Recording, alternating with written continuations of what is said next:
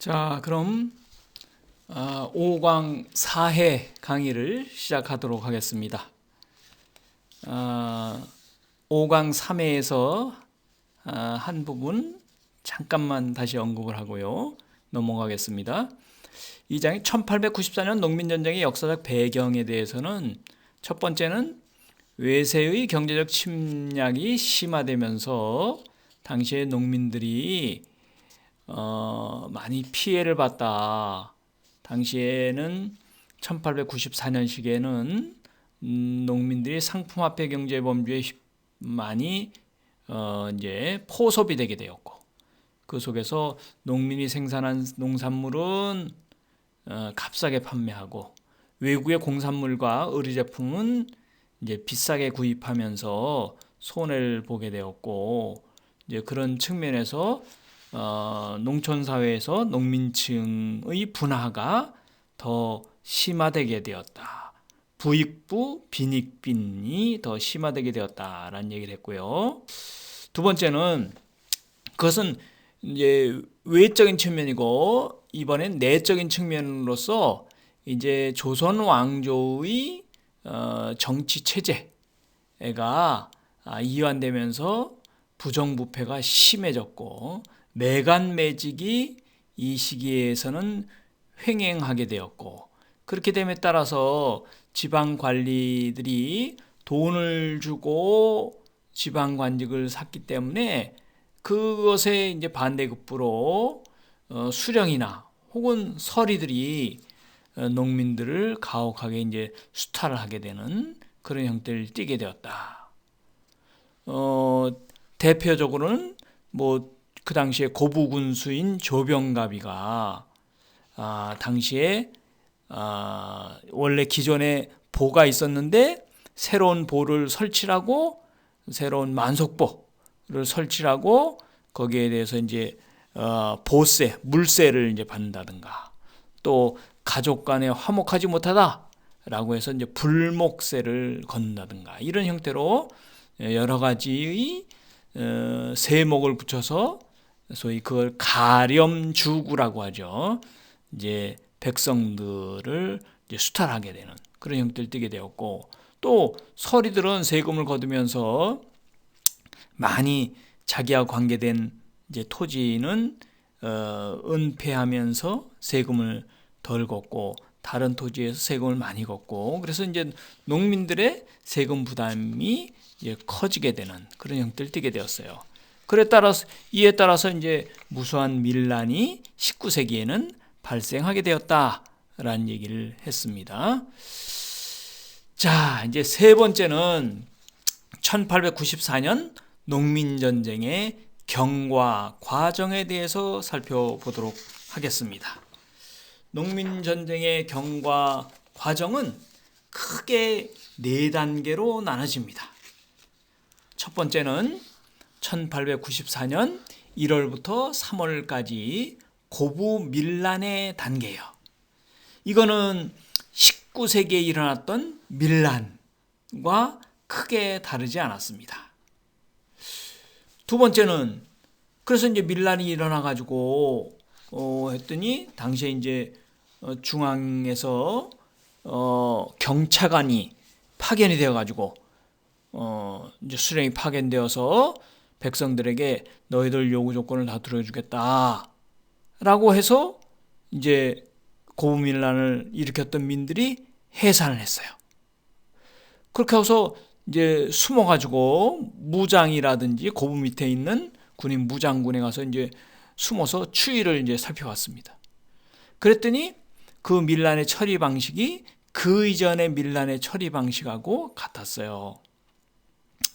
간단하게 얘기하면은 이제 밀란을 일으켰던 주동자나 백성들이 이제 흩어지게 되니까 그 지방간이 이제 다시 밀란을 일으켰던 주모자를 색출한다고 하고 그들을 이제 처벌을 내리고 이런 형태를 띠게 되니까, 예전의 밀란의 처리 방식하고 똑같이 되니까 이제 무장에 숨어서 추이를 지켜보고 있었던 밀란의 지도자들이 이번에는 거국적으로 전라도에서 도 전체의 소위 밀란, 농민전쟁을 일으키게 됩니다. 그게 3월서부터 4월까지 일이다. 그것을 그래서 제1차 농민전쟁이라고 합니다. 여기서 두 차례 정부군과 농민군이 전투를 벌여서 승리를 해요. 한 번에는 전라도의 관군과 지방군이죠. 두 번째는 서울에서 파견된 서울 경군의 선발대하고 전투를 벌여서 승리를 하게 되죠. 농민군은 처음으로 이제 소위 관료 군대와 정부 군대와 전투를 벌여서 두 차례 승리를 하게 됩니다. 그래서 농민군의 사기는 하늘을 찌릿하죠. 즉 조선의 정부의 군대는 이제 농민군을 진압할 수 없게 되었습니다. 그래서 조선 정부는 이제 청나라에게 원병을 요청하게 되고, 그래서 외교문서를 작성을 해서 청나라에게 요청을 하게 됩니다. 그래서 청나라 군대를 요청을 했는데, 그 당시에 텐진 조약에 의해서 청나라 군대가 들어오게 되자 일본군도 그 사태의 추이를 보면서 일본군도 들어오게 되죠. 청나라 군대는 충청도 아산 쪽으로 들어왔고 일본군은 제물포로 들어왔어요. 이것은 조선 정부가 예상을 하지 못했던 일이에요. 청나라 군대만 원병을 요청했는데 일본 군대까지 들어오게 되었습니다. 그래서 조선 정부는 아차, 큰일 났다라고 해서 이제 정부군의 대표자를 파견을 해가지고 농민군과 휴전협정을 맺게 됩니다. 그것이 제3단계 전주화약과 집강소 활동이에요. 그래서 1894년 5월에 이제 조선의 정부군과 전라도의 농민군이 이제 전주화약 휴전협정을 맺게 됩니다. 그래서 농민군은 전라도 지역을 당시의 수령과 같이 이제 협치를 같이 통치를 하는 그런 형태를 띠게 됩니다. 그게 5월서부터 8월까지 되는 것이고, 그것은 다른 의미로 얘기하면은 그 전라도는 농민군의 독자적인 통치 지역이 됐던 거예요. 그렇게 되자, 그렇게 하고서 조선 정부는 이제 일본 군대와 청나라 군대에 요청을 하게 됩니다. 이제 우리 정부가 농민군을 스스로 이렇게 휴전협정을 맺어서 진압을 했으니까 이제 각자 당신들 나라로 돌아가시오 라고 요청을 합니다.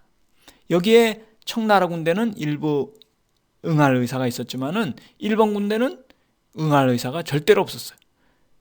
그것은 이제 파견을 하면서 나름대로 계획을 세우고 왔습니다. 그래서 이제 응하지 않게 되고 일본 군대는 이제 청일전쟁을 일으켜가지고 거기서 6월에 승리를 하게 되는 거죠. 그래서 이제 서해 앞바다에서 지금 인천, 그 다음에 그 서해 안에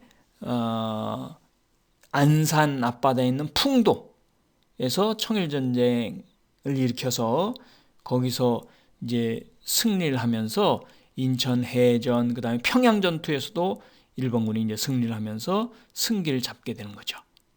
그렇게 되자 이제 그 소식을 들은 농민군이 제2차 농민전쟁을 9월에 일으키게 됩니다. 그래서 이때는 전라도뿐만 아니라 충청도에 있는 동학 농민군들이 참여를 해가지고 이제 전투를 충청도에서 벌이게 돼요.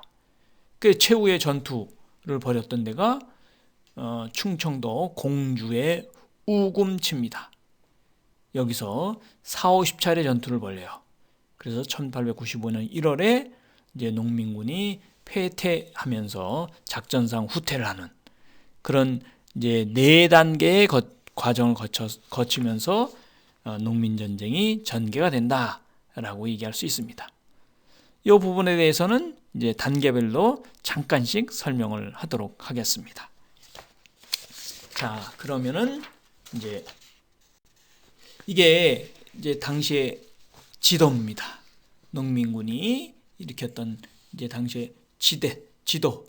이제 1892년에 가운데 전라도 삼내에서 이제 1894년 농민 전쟁 이전에 이제 동학교도들의 대중 집회가 일어나요. 92년에 여기 삼내 대중 집회, 그다음에 보은 대중 집회, 그다음에 93년에는 전라도 금구라는 데서 이제 집회를 일으키게 됩니다. 그것이 발단되어서 나중에 이제 고부에서 이제 밀란이 일어나게 되는 거죠. 지도를 한번 참조하시고요. 자, 제1단계 고부 밀란의 단계라고 얘기할 수 있습니다. 1894년 1월에 고부 밀란이 일어나기 전에도 동학교단의 대중적인 집회가 있었어요. 농민전쟁 이전의 집회에서는 1892년에 지금 얘기한 대로 삼내에서 제1차 집회가 있었고, 제2차는 충청도 보은에서 집회가 열렸습니다. 이때는 집회가 커져가지고 2만 명 이상의 동학교도가 몰렸어요.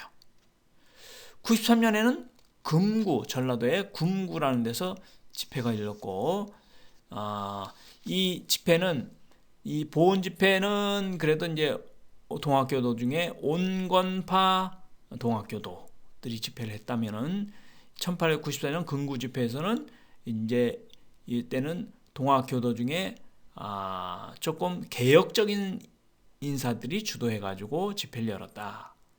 금구 집회의 요구사항은 첫 번째, 최재우 제1대 동학교주였던 최재우가 억울하게 죽었으니까 최재우의 그 신원, 그 억울하게 죽은 것을 풀어주시오 하는 거다고. 두 번째, 그 얘기는 그렇게 하면서 동학교를 인정해달라라고 하는 것도 포함하고 있는 거죠.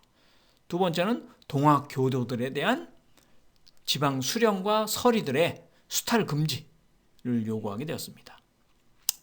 자, 이런 동학교도들의 이제 대중 집회를 바탕으로 해서 1894년 1월에는 그 당시에 고부군수 조병갑이가 너무 가혹하게 민들에게 수치를 하니까, 아까 얘기했던 새로운 보를 만들어서 보세를 건다든가, 혹은 여러 가지 명칭을 붙여서 농민들에게 세금을 가혹하게 수치를 했어요. 그렇게 되자 1894년 11월에 사발통문을 보내가지고 이제 고부의 잘못된 이제 통치를 이제 시정해달라라고 하는 것을 요구하게 되고, 그것을 당시에 전라도의 도청 소재지가 전주인데, 전주에 관찰사가 있는 가명에 가서 농민 60여 명이 방문해가지고 이제 그들의 소원을 수리하는 거죠. 상소문을 제기합니다.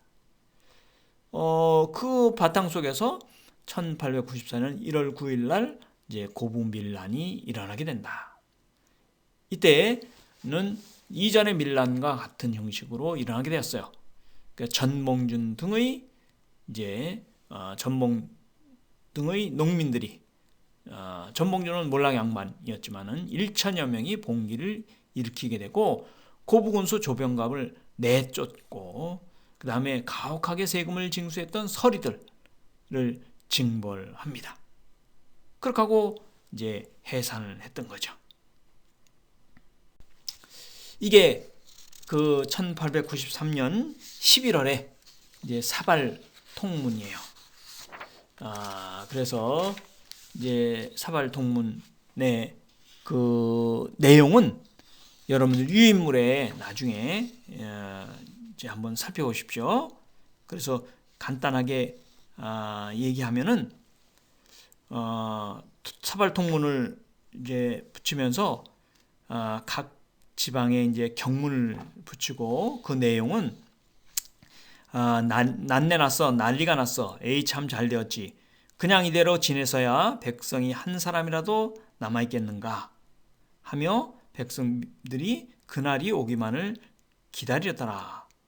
그래서 동학교의 지도부들인 도인들이 이 당시에 해결책을 모색하기 위해서 고부 서부면 죽산리 송두호의 집에 거기 모여가지고 나름대로 이제 해결 방법을 이제 정하게 되었어요.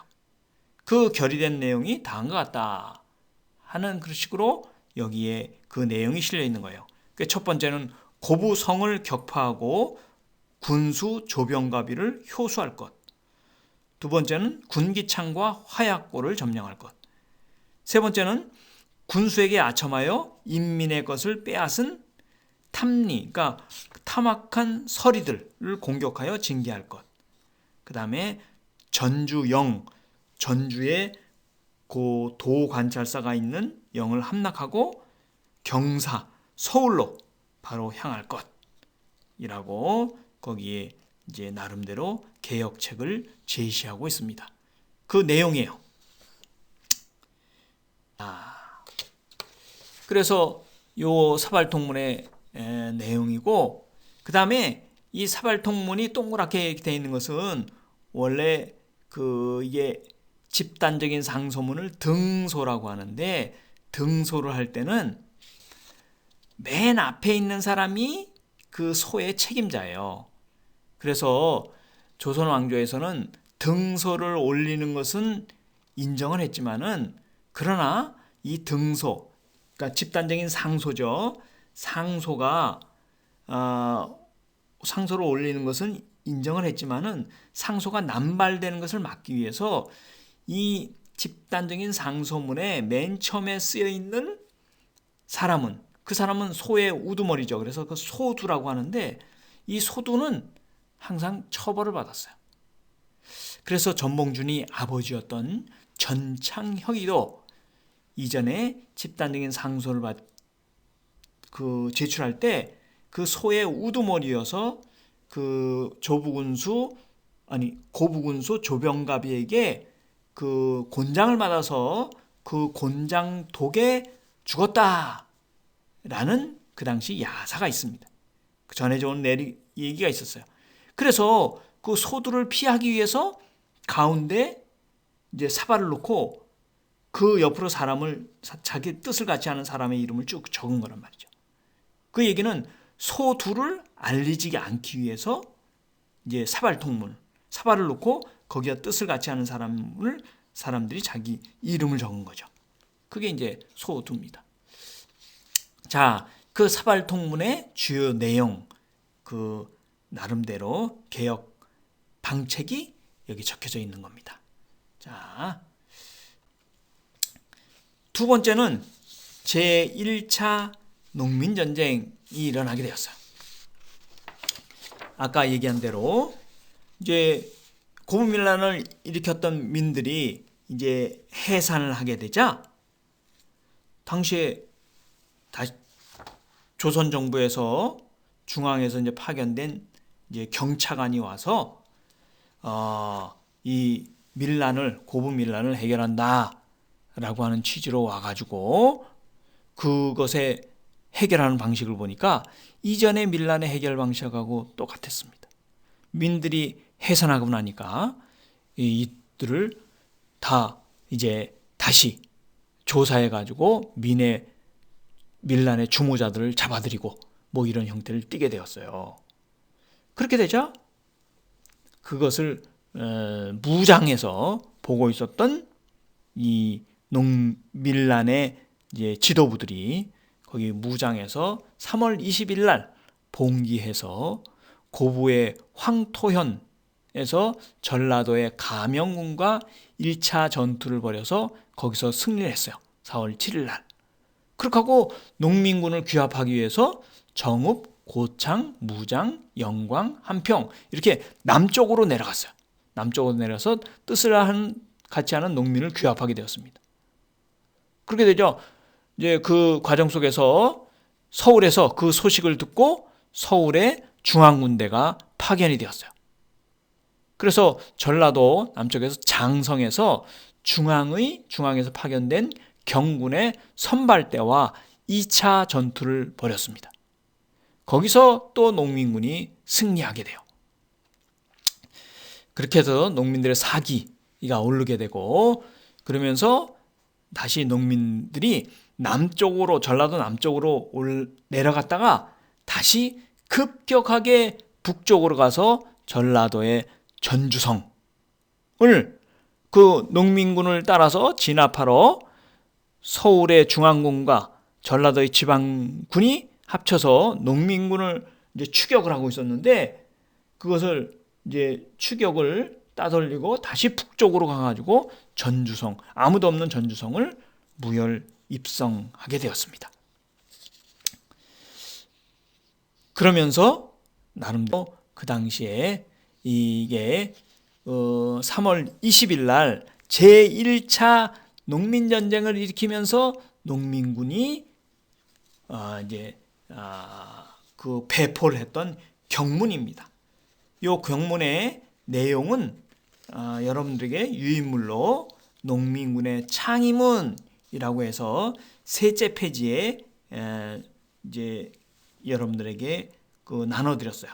그 한번 참조를 해보시고, 여기 가장 이제 중요한 내용은 밑에 있는 겁니다. 그래서 여기에 있는 것처럼 우리는 비록 초야의 유민일지라도 나라에 몸을 붙여서 사는 자라. 나라의 유망을 어찌 앉아서 보겠는가. 모든 지역이 마음을 합하고 수많은 인민이 뜻을 모아 이에 의로운 깃발을 들어서 보국 안민으로서 사생, 우리가 죽을 결의를 하고 이제 우리가 이 난을 일으킨다라고 하는 거예요. 그래서 호남 창의서의 전봉준, 손아중, 김계남 등이 이제 여기에 서명을 하는 거죠. 전봉준은 고부의 접주였고, 손아중은 이제 나름대로 고창의 접주였어요. 전라도에. 김계남은 남원의 접주였습니다.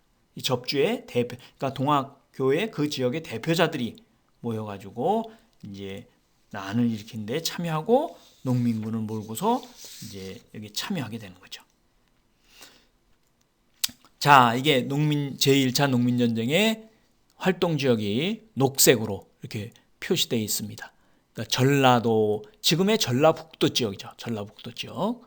그랬다가 이제 전라남도로 갔다가 다시 북쪽으로 가서 전라북도의 전주성을 점령하게 되는 거죠.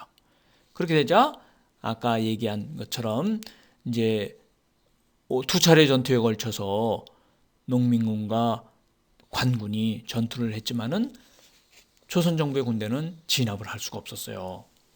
그래서 청나라에게 원병을 요청해서 5월 5일 날 청나라 군대가 아산만으로 이제 상륙하게 되고, 일본 군대는 그 다음 날 인천으로 상륙하게 됩니다. 그렇게 되자 조선 정부는 이제 급해졌어요. 그래서 이틀 만에 조선 정부와 농민군이 협의를 해가지고 5월 8일 날 전주 화약을 맺어서 휴전협정을 맺게 되는 거죠. 그래서 이 전라도는 농민군이 집강소라는 것을 설치해서 이 지역을 독자적으로 이제 통치해가는 그런 형태를 띠게 된다라고 얘기했습니다. 그래서 이제 제3단계에서는 전주 화약과 집강소 활동이 들어오게 되고, 그래서 5월 8일 날 이제 전주 화약을 맺으면서 이제 농민군은 전라도를 이제 통치할 기본 지침을 이게 정부군과 합의한 후에 뭐 시행을 했다, 이런 얘기도 있는데 이것은 뭐 확실하지는 않은 얘기고, 나름대로 패정개혁안을 이제 제시하게 되는 거죠. 이게 패정개혁안의 내용이 유인물 4번째 페이지에 있습니다. 이거는 1940년에 출간된 오지영, 동학 이 당시에 농민전쟁에 참여했던 오지영이라고 하는 사람이 쓴 동학사라고 하는 것에 이제 있습니다. 그래서 패전개혁안에 보면은 이항의 탐관 오리는 그 제목을 조사해내어 일일이 엄징할 것. 3항 횡포한 부호는 부호들을 엄징할 것, 엄하게 징계할 것. 5항 노비문서는 불태워버릴 것. 6항 칠반 천인의 대우는 개선하고 백정머리에 쓰는 평양립은 벗겨버릴 것. 칠반 천인은 이게 신부는 평민인데 하는 일이 천에서 천한 이제 대우를 받고 있었어요. 그러니까 평민보다 더 천한 대우를 받고 있었습니다. 7번째는 청춘 과부는 재가를 허가할 것. 10번 외적과 내통한 자는 엄징할 것. 12번 토지는 평균하게 나누어 경작해 할 것. 이 방침을 공포하면서 이제 전라도 지역을 농민군 지도부가 다스려갔다라고 얘기합니다. 청주의 전라도의 가명이 전라도에 거기 전라도가 아니라 충청도의 지방 군대가 청주에 있었는데 거기서 이제 전투를 벌이게 되죠. 오지영의 동학사에 보면은 이 우금치 전투에서 40~50차례의 피나는 전투를 벌였다는 거예요. 그래서 10월서부터 그게 나중에 1월까지 갑니다. 1895년 1월까지. 그래서 우금치가 오지영의 동학사에 보면은 동학군의 피로 강을 잃었다. 이렇게 이제 회고를 해놓고 있습니다. 그래서 제2차 농민전쟁에서 결국 우금치에서 일본군과 이제 정부군의 연합군이 동학농민군과 전투를 벌여서 거기서 농민군이 패퇴하게 된다라고 얘기할 수 있습니다. 이게 그때의 이제 전투 지역이에요. 맨 끝에 이제 제1차 농민전쟁 때는 전라도에서만 일어났는데 제2차 농민전쟁에는 전라도의 남접군과 충청도의 동학교의 북접군이 연합을 해가지고 이제 충청도에서 일본군과 정부의 연합군하고 전투를 벌이게 되는 거예요. 그것이 이제 공주의 우금치였고 내륙의 청주의 상당산성에서 전투를 벌이는데 핵심적인 전투지는 공주였죠. 공주여서 여기서 이제 패퇴를 함으로써 농민군이 작전상 후퇴를 했지만은 그 당시 일본군은 뭐 철저하게 이제 후퇴하는 농민군을 철저하게 이제 살육을 했어요. 그래서 이제 패퇴하게 된다라고 얘기할 수 있습니다. 자, 여기까지 마치도록 하겠습니다.